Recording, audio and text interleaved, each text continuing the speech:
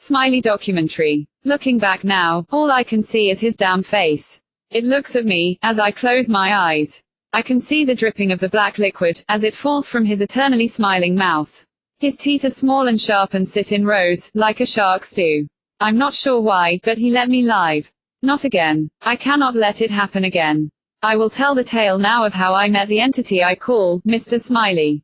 Although, it might be better just refer to the creature as an it, seeing as the only thing that stays constant about it is the smile. I was just playing a harmless game of hide and seek with some kids from the neighborhood when everything happened.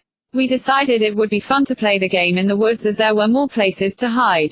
Most of the woods in the area where I live have various paths for logging and mining, so getting lost is almost impossible as just about everywhere there are pathways that lead back to the main roads. We were not that worried about hiding, either the trees or brushes, the mounds of leaves, and the small caves and underpasses made excellent places to hide. We began with a few simple rules that made the game difficult, and arguably more fun. The first rule we made was that, because a few of us were not very strong in terms of how far our voice could carry over longer distances, as flu and cold season was upon us and a few of us had sore throats, namely, Jimmy, Ricky, Sarah, and Timothy. Although we were stumped as to how to make sounds to signal, we were ready. We heard the falling of a tree, not uncommon, as the area was under logging in certain parts. Only as we heard it, a thought came to mind.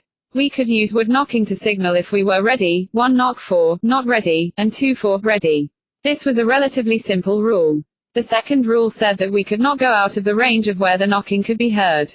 This took a while to figure out, in a circle, how far we could go.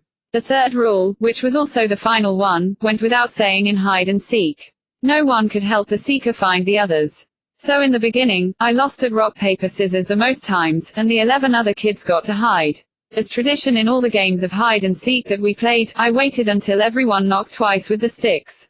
Right at that moment I should have noticed it, but I paid it no heed, because I thought someone was being a smart ass. The number of knocks I heard was not 24, it was 26, meaning that someone had knocked 4 times. Or so I thought. As I began my search, I found most of the others within an hour of looking.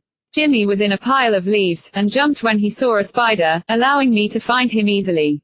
Sarah let go of the branch she was using to balance in a tree, and fell to the ground with a thud, alerting me to where she was. Ricky was stuck and crying in a small cave. It took a whole 5 minutes for me to pull him out. As for Timothy, he tried hiding in a blueberry bush, which made him an easy one due to the cuts and thorns still stuck to him. I was quickly able to round up Carrie, Ginger, Mitchell, and Josh because they were in the same cave, just within different portions of it. John and Richard were no trouble, because they were fighting over the ideal hiding spot in an old cabin. The last one was Kevin. He was the hardest to find of all, and I wished that he had chosen a better hiding spot. We found Kevin as it began to grow dark. We were huddled in the closet of the cabin, repeating, "The trees are smiling." We thought that he was trying to play a prank on us, as he was the last one W6 found, but then Sarah screamed at the window of the house.